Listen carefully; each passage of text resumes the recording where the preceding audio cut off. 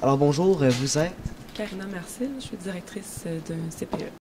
Alors parlez-nous un peu de quoi vous allez parler aujourd'hui. Dans le fond, votre sujet, c'est... Une démarche de transition entre les milieux petite enfance et l'école. OK. Et qu'est-ce qui vous a inspiré, dans le fond, à travailler là-dessus, comme sujet?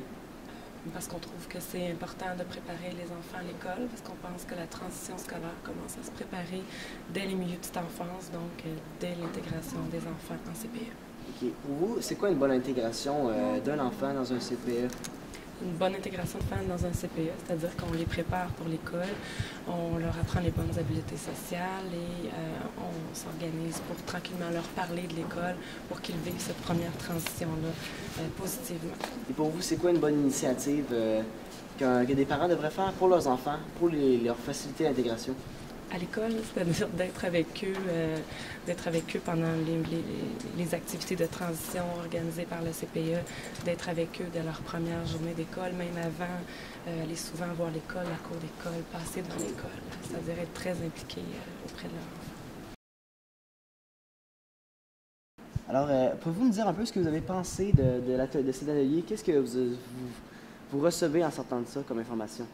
Bien, ça a été beaucoup d'informations intéressantes concernant la transition scolaire. Donc, ce sont des éléments que je vais pouvoir rapporter dans mon milieu et puis diffuser pour aider le plus possible les enfants à bien entrer dans le milieu scolaire. Parfait. Merci. C'est bon, merci. Bien, le plus grand accomplissement, c'est qu'il continue à s'implanter dans différents quartiers de Montréal et aux environs de Montréal également.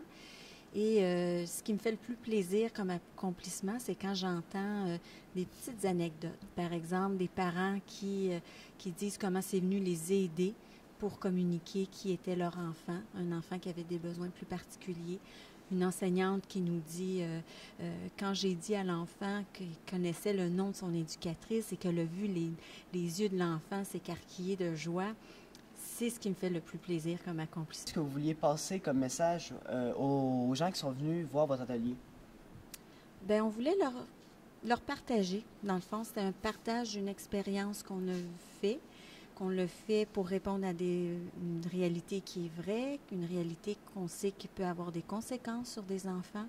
Fait que notre but était de partager cette expérience-là et essayer de voir comment on pouvait répondre à leurs questions et faire partie de leur réflexion là, par rapport à la transition scolaire.